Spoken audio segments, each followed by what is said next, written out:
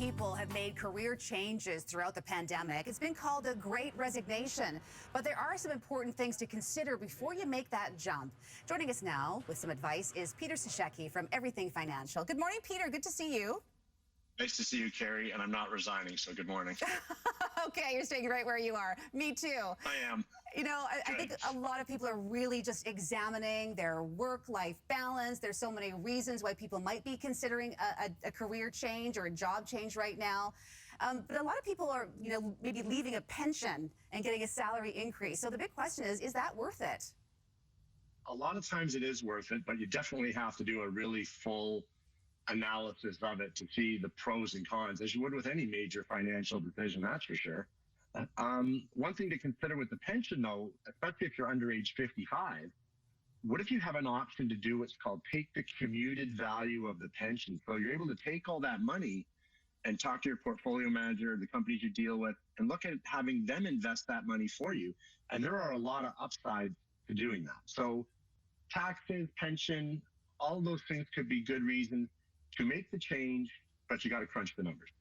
And then there's the health and medical benefits that some people may have in their current job, or maybe they're looking to go somewhere where they can get those things.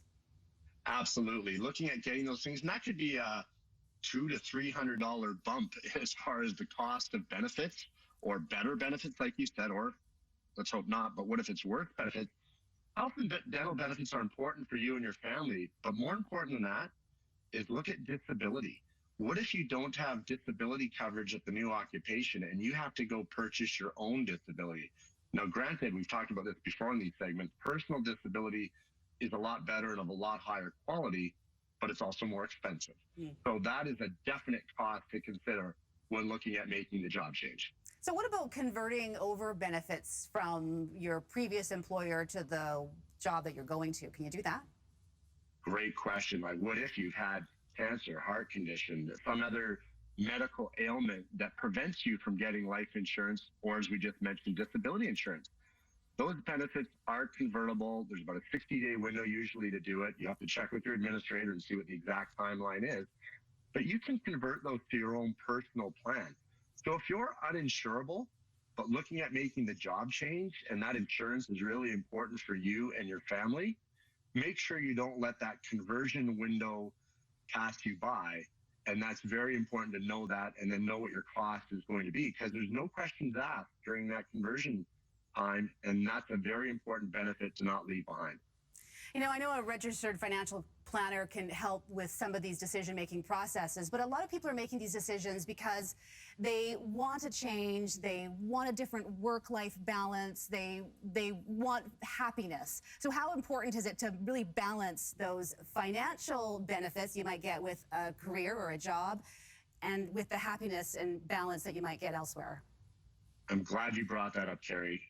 Quality of life, as we've talked about many, many times, is the most important thing. So maybe the new job doesn't pay as much, but it pays enough to do what you need to do. And it gives you way better job satisfaction, way better quality of life, a way better home life.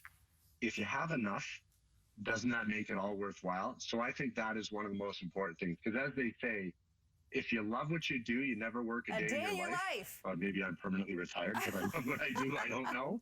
But that is so true. It is. It's so true. Yeah. If we're going to stop short of saying I love my job so much they don't have to pay me. We're going to stop short of that, right? Yeah. But if you love it, that is the most important thing. Quality of life can take you a long way. So that's the first thing to look at.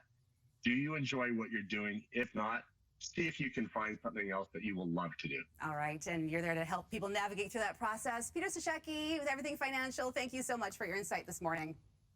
Thanks, Carrie. Have a great day.